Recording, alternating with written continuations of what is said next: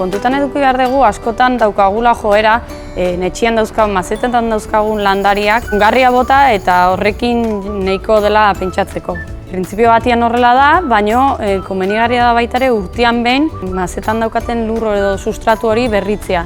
Landareak negu bukaeran eta udaberri hasieran, landareak ategrako geniztuzke mazetetatik, eta hasieran egingo duguna da lurrik zaharrena edo kendu.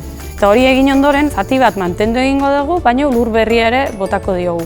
Eta orduan bai berriro egingo duguna da ongarria bota. Erabiltzen denetako bat izaten da ongarri likidoa, astero bota barko genioke gutxi arabera, beti ere landarearen arabera eta bar.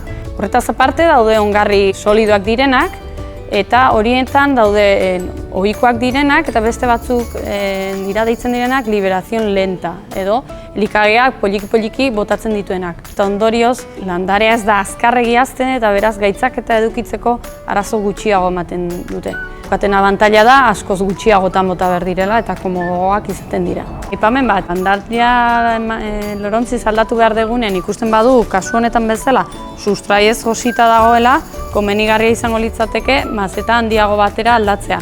Bestela landarea pixkanaka ito egingo baita bertan.